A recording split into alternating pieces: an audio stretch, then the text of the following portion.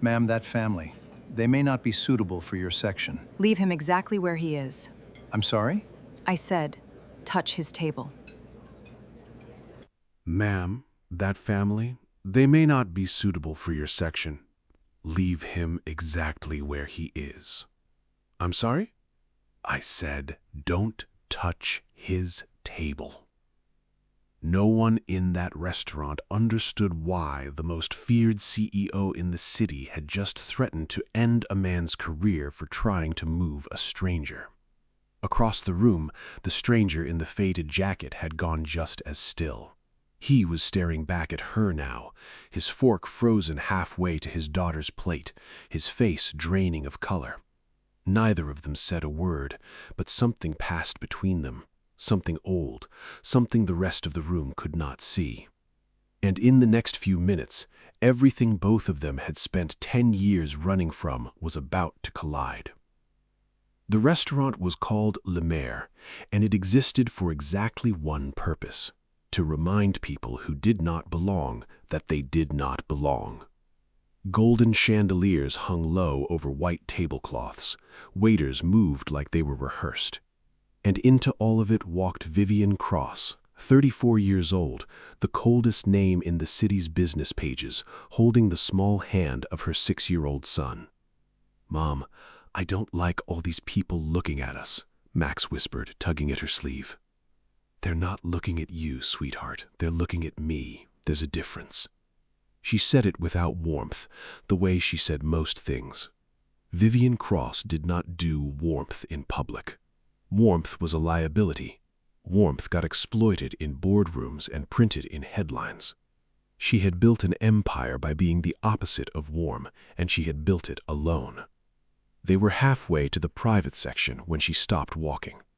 Across the restaurant, at a small table tucked near the kitchen doors, a man in a faded gray jacket was cutting pasta into small pieces for a little girl who could not stop laughing. He looked tired in the specific way that only certain jobs make a person tired. Not lazy tired, worked tired. His hands, though, his hands moved with a precision that did not belong to a man in second-hand clothes. Vivian's breath caught in her throat. It can't be. Max looked up at her, confused. Mom, why did you stop walking?" She didn't answer. She couldn't. Her eyes were locked on the man's face, searching it the way you search an old photograph for a detail you're afraid you imagined. Across the room, the man looked up, and he froze too. His fork stopped in midair. The color left his face in a single visible wave. His daughter kept talking, kept laughing, completely unaware that her father had just stopped breathing. For 3 full seconds, neither of them moved. "Sir? Daddy, are you okay?" "That woman?" "What woman, Daddy?" He swallowed hard. I think I know that woman."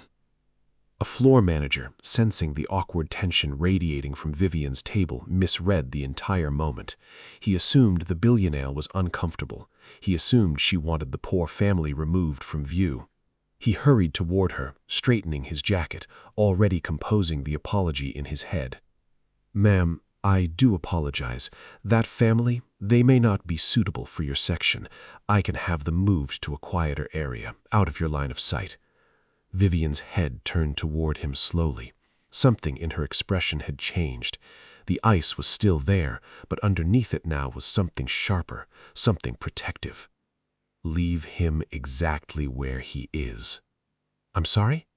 "I said, don't touch his table."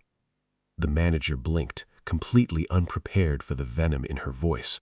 He had expected relief. He had gotten a warning. "Of course, Miss Voss. My apologies." He retreated quickly, and Vivian stood there, chest rising and falling, staring at a man she had not seen in 10 years, a man she had spent a decade trying and failing to find. Max tugged her sleeve again, more insistent this time. "Mom, do you know that man?" "Max, not now." "You're shaking. Mom, your hands are shaking." "I said not now." She hated how true it was. Her hands were shaking. Vivian Cross, who once negotiated a 9-figure acquisition without blinking, who had fired a senior vice president for being 5 minutes late to a call, was standing in the middle of a restaurant with trembling hands because a stranger in a faded jacket was cutting pasta for his daughter. At his table, the man had not moved either. His daughter finally noticed. "Daddy, you're being weird," she said, giggling. "Are we in trouble?" "No, Lily, no, we're not in trouble. I need a second, okay?" A waitress passing by, an older woman who had worked events like this for 20 years, paused mid-step and looked twice at the man in the faded jacket. Something about his face tugged at a memory. She leaned toward a younger coworker. "That man, I swear I know him." "Who, the one in the corner? Doesn't look like our usual crowd." "No, listen to me. I used to volunteer at St. Mary's. There was a trauma doctor there years back. Best hands I ever saw in an emergency room. I think that's him." The younger waiter shrugged it off completely. "Trauma doctor? That guy can barely afford the appetizer." Low, insistent. "Money doesn't erase what a person used to be. I watched that man's hands work a code blue like it was nothing. You don't forget hands like that." "So why is he serving himself instead of saving lives?" The older woman didn't have an answer. She only shook her head slowly. "Some people don't leave a job like that because they got worse at it. Sometimes they leave because they got too good at it and it cost them something they couldn't get back." The younger waiter fell silent, unsettled by how sure she sounded. She said nothing else, but she kept glancing back at his table for the rest of the night, unable to shake the feeling that something didn't add up. It was not the only one watching. 2 tables away, a sharp-eyed man in an expensive suit had noticed Vivian's reaction the moment it happened. His name was Grant Sterling, head of operations at Cross Industries, and he had spent the last 6 months quietly building a case that Vivian Cross was too emotionally unstable to keep running the company her father built. He watched her freeze. He watched her hands shake. He watched her threaten a floor manager over a stranger in a faded jacket. Grant smiled slowly and reached for his phone. "Well now, isn't this interesting?" He didn't record anything yet. Not yet. He simply watched and waited and filed the moment away like a man loading a weapon he wasn't ready to fire. Back at Vivian's side, Max was still trying to understand what was happening to his mother. "Mom, please, you're really scaring me." She finally looked down at him, and for the first time all evening, her armor cracked. Her eyes were wet. "I'm sorry, baby. I need to talk to that man. Can you be brave for me for a few minutes?" Max glanced across the room at the little girl still giggling at her father's odd behavior. Something about the girl's easy laughter pulled at him too. "Can I go talk to her, the girl?" Yes, go ahead." Max didn't wait to be told twice. He walked straight toward the small table by the kitchen doors, drawn by an instinct he couldn't explain, the same instinct pulling his mother. The little girl looked up as he approached. "Hi, do you want to sit with us? My daddy makes the best pasta pieces. They're perfect for eating." Max smiled for the first time all night. "I'm Max. I'm Lily. This is my daddy. He's being weird tonight." Ryan, still shaken, managed the small, tired laugh. "I'm sorry, sweetheart. I promise I'm okay." He looked up, and Vivian was standing there now, just a few feet from his table, her son already seated across from his daughter like they'd known each other their whole lives. "Hello, Ryan," she said quietly. His stomach dropped. You know my name?" "I've known your name for 10 years, she said, her voice trembling despite every effort to control it. "I just never had the chance to say it to your face." A nearby table of well-dressed guests had begun whispering, sensing the strange spectacle unfolding. A woman in pearls, Mrs. Harding, leans to her companion with a smirk. Is she having some kind of episode, talking to the help like she knows him? Vivian heard it. She did not look away from Ryan. Can we talk? Please, just for a few minutes? Ryan glanced at Lily, who was already deep in conversation with Max about superheroes and pasta. He glanced at the sneering table nearby. He glanced back at Vivian, at the desperation behind her composed face. I don't know what you want from me, Miss Voss, but I don't have anything you need. That's where you're wrong. She pulled out the chair across from him and sat down without waiting for permission, something she had not done in front of a stranger in years. The awkward silence between them stretched long and heavy, filled only with the sound of their children's laughter. A waiter approached, took one look at Ryan's worn jacket and cheap watch, and addressed him with open condescension. Can I get you anything else, sir, or will that be all for tonight? The emphasis on the word all was unmistakable. Ryan's jaw tightened, but he said nothing, already used to this particular flavor of humiliation. I know exactly what that look means. He'd seen it 100 times before, in pharmacies when he counted out crumpled bills for Lily's medicine, in parking lots when his old truck wouldn't start and someone in a nicer car rolled their eyes and drove around him. He had learned, slowly and painfully, not to let it touch him anymore, but it still did, every single time.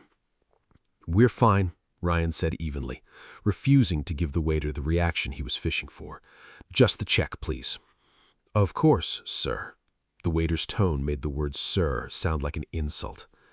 Vivian's eyes went cold in an instant. Bring 2 more servings of whatever the children are having and send the entire check to my corporate account.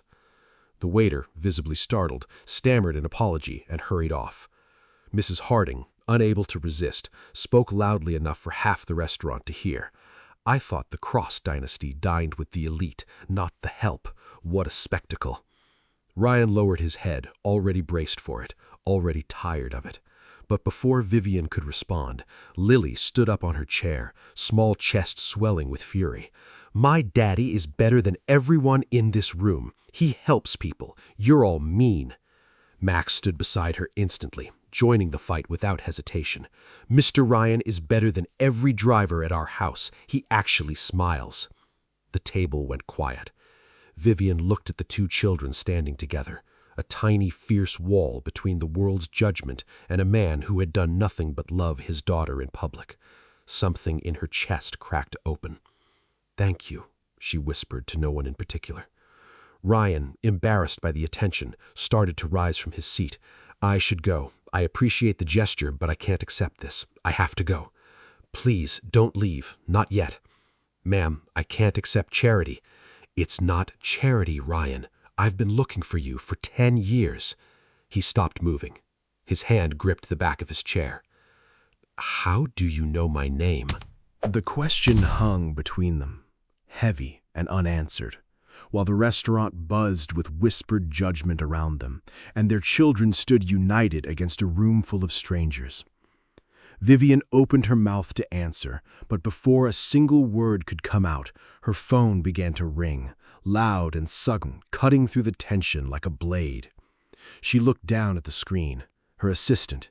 She never called during dinner unless something was wrong. I have to take this. She stepped a few feet away, phone pressed to her ear, and Ryan watched her face change in real time, watched the color drain from it a second time that night. Miss Voss, her assistant said, panic bleeding through the line. Someone recorded you a few minutes ago. The clip is already online. People are saying you had some kind of breakdown in public. Vivian's stomach turned to ice. She glanced across the restaurant and found Grant Sterling watching her with a small, satisfied smile, his phone still in his hand. Sterling. She hung up without another word and returned to the table, her composure cracking at the edges for the first time in years. Is everything all right? Ryan asked, his instincts, old ones, sharpening despite himself. No, it's not. Before she could explain, Max suddenly went pale beside her, his small hand flying to his chest. Mom, he gasped. Mom, I feel weird. Ryan was moving before anyone else even registered what was happening. He was at Max's side in an instant, 2 fingers pressed gently to his wrist, his voice low and impossibly calm. Hey, buddy, look at me. Just look at me, okay? Can you feel my hand? What color is my jacket? Gray? Max stammered, tears filling his eyes. I'm scared. I'm scared Mom's gonna get hurt like on the video. I'm scared she'll disappear. She's right here. I promise you, she's right here. Breathe with me, okay? In and out. In and out. Vivian stood frozen, watching a stranger calm her son in a way she never learned how to. Watching hands she now remembered, hands that had once pressed against her own chest a decade ago in the back of an ambulance, work the exact same quiet magic. You're a doctor. You were a doctor. Ryan didn't look up from Max, still counting his breaths with him. I was. Can you count the lights for me, buddy? Just the lights on the ceiling, nice and slow. Max blinked up, tears still on his cheeks, and started counting, his voice shaking on the first few numbers before steadying. 1, 2, 3. Good. Keep going. You're doing great. 4, 5. Small sniffle. 6. Slowly, Max's breathing steadied. He leaned into Ryan without thinking, the way children do with someone they instinctively trust. You smell like clean air, Max mumbled. Vivian's eyes filled with tears she refused to let fall. Not here, not in front of Mrs. Harding's table, not in front of the whispers still circling the room like vultures. We need somewhere private. Please, both of you, come with me. She led them past the whispering guests, past Grant Sterling's satisfied smirk, into a private lounge at the back of the restaurant, away from every eye in the building, except the ones that mattered. The private lounge was quiet, all leather and soft light, a sanctuary after the chaos of the dining room. Max and Lily were already curled up on a nearby couch, exhaustion finally catching up to them, Lily's small hand resting protectively over Max's. 10 years ago, she said slowly, I was in a car accident on the interstate. I don't remember most of it. I remember pain. I remember someone's hands, steady, sure, telling me I was going to be fine even when I didn't believe it. And then I remember waking up in a hospital and being told the paramedic who kept me alive in that ambulance had already been reassigned somewhere else before I could even learn his name. Ryan's jaw tightened, memory flooding back all at once. I remember that night too. I think about it more than I'd like to admit. I spent years trying to find you. Hospital records, old staff rosters, nothing led anywhere. And then tonight, I looked across a restaurant, and there you were, cutting pasta for your daughter, like the last 10 years hadn't happened at all. Ryan let out a slow breath, his eyes distant. A lot happened in those 10 years. Tell me, she said gently. Please. He was quiet for a long moment, staring down at his hands, the same hands that had once saved her life and now trembled slightly around his teacup. It's not a story I tell often. Lily doesn't even know all of it yet. She just knows Mommy isn't coming back and that Daddy doesn't work at the hospital anymore. Vivian said nothing, just waited, giving him the space he clearly needed. I left medicine after my wife died. She needed surgery. I wasn't there, I was out in the field on a call, but her surgeon phoned me for a consult mid-procedure. I gave my best guidance. It wasn't enough. She didn't make it. I kept thinking if I had just been in the room instead of on the phone, if I hadn't been so busy saving strangers. I couldn't live with that. So I stopped. I traded saving the world for making sure I was never too far from Lily again.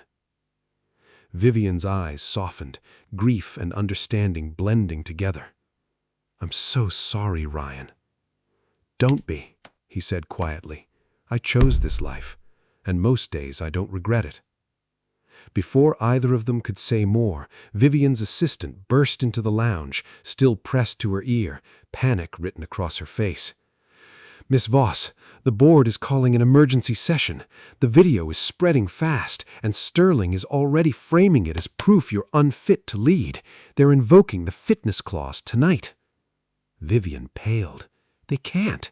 Not over a single moment caught on camera." "They're trying," her assistant said grimly, "and they're moving fast." Ryan stood, something shifting in his posture, old instincts sharpening back into focus. You don't fight something like this with panic, you fight it with facts.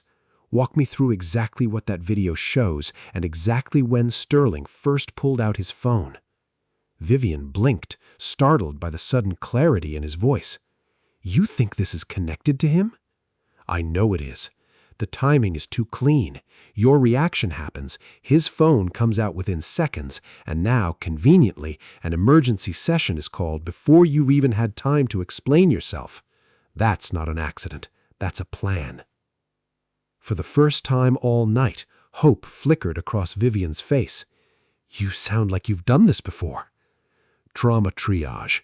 Reading a crisis fast, deciding what matters and what's noise. Different battlefield, same instincts. "Will you help me?" she asked quietly. "Not because you owe me anything. You don't.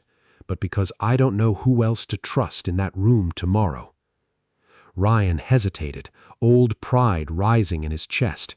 He had spent 10 years refusing to be anyone's rescue mission, refusing charity, refusing anything that looked like a favor he couldn't repay. "All right," he said quietly. "I'll be there tomorrow. Not for the company, for your son. He needs his mother steady." Ryan barely slept that night. He sat at the edge of a guest room in a house larger than any building he'd ever worked inside of, listening to Lily breathe softly beside him, and turned the same question over and over in his mind. What am I actually walking into tomorrow? It wasn't the boardroom that scared him. He had stood over far worse chaos with steadier hands than most of the people who would be sitting in that room. What scared him was simpler than that. He had spent 10 years building a small, safe life around one rule: stay close. Never let ambition pull him away from what mattered again. And now here he was, about to step directly into the kind of high-stakes battlefield he had sworn off completely. One day, just get through one day. He finally closed his eyes somewhere near dawn, and when he opened them again, Lily was already awake, watching him with the quiet curiosity only a child can manage. "Are we really going to the big building today?" she whispered. "We are." "Are you scared?" Ryan considered lying. He decided against it. "A little, but sometimes you do the scary thing anyway, because someone needs you to." Lily nodded seriously, the way she did when she was trying very hard to understand something important. "Like when you saved that lady?" "Something like that, yeah." The next morning, the atmosphere inside Cross Industries was suffocating. Reporters lingered outside, board members whispered in tight clusters, and at the center of it all, Grant Sterling stood by the projector, visibly pleased with himself, ready to present the viral video as proof that Vivian Cross had finally cracked under pressure. Then the doors opened. Vivian walked in with Max and Lily on either side of her, their small hands linked together, and Ryan walking calmly just behind them. The room fell silent. "Who is this?" one of the board members muttered. Grant smirked, unbothered. "Someone Miss Voss apparently invited off the street." Vivian ignored him completely. "Play the video, Grant. Go ahead."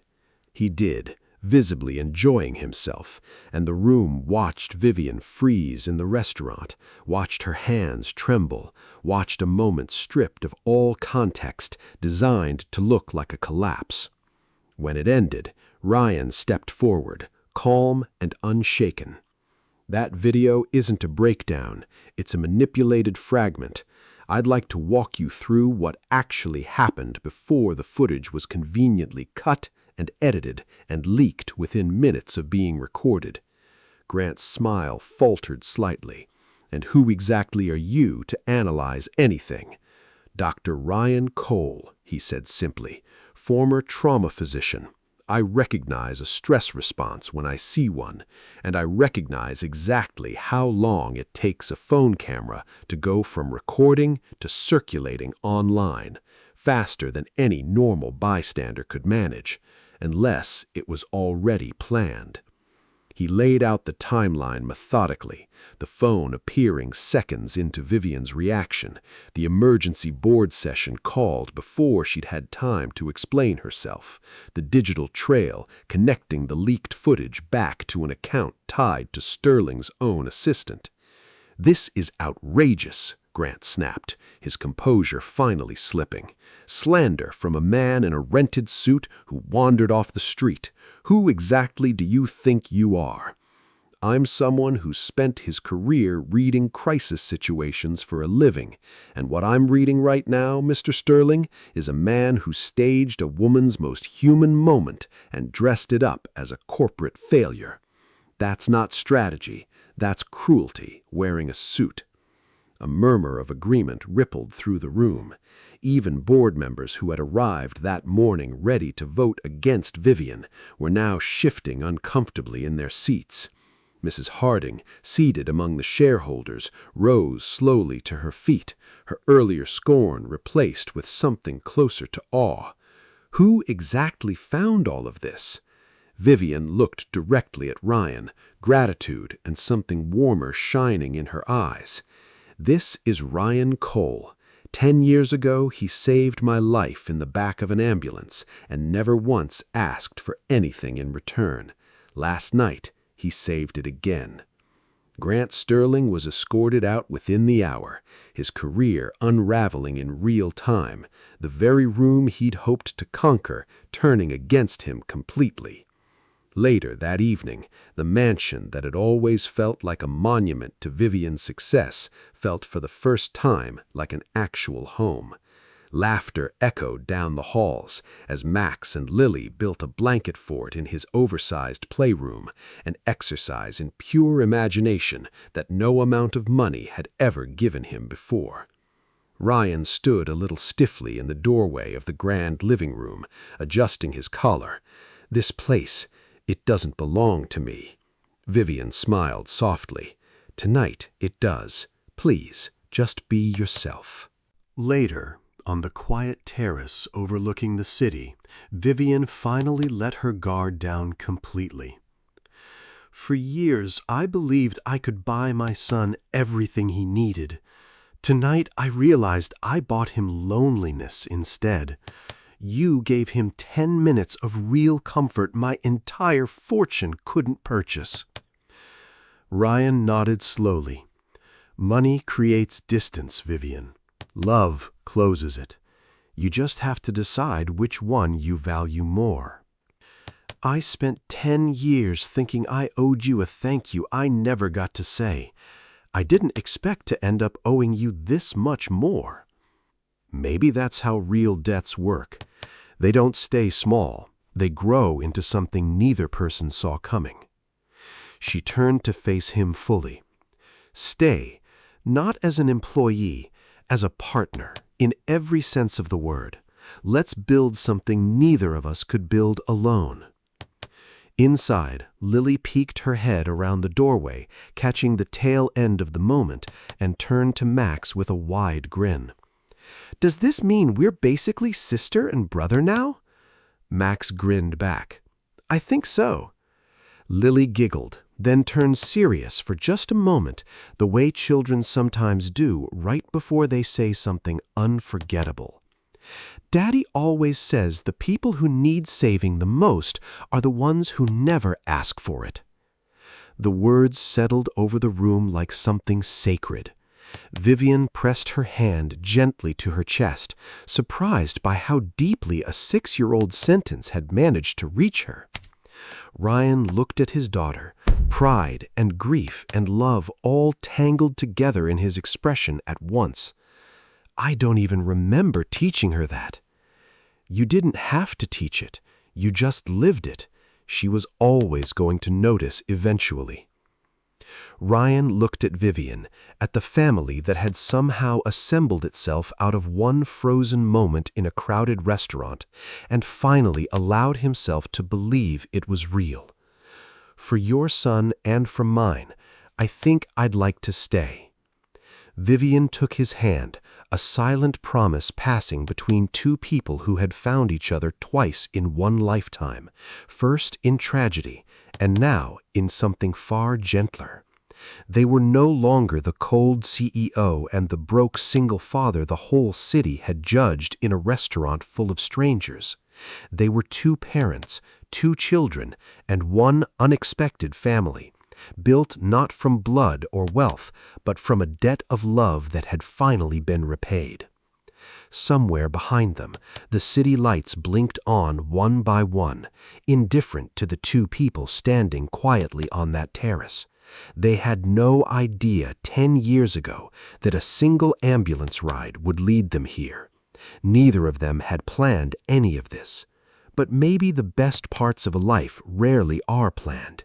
Maybe they simply arrive disguised as a frozen moment in a crowded restaurant, waiting patiently for someone brave enough to walk toward it instead of away. If you believe some people never stop trying to find the one who saved them, leave a comment and subscribe.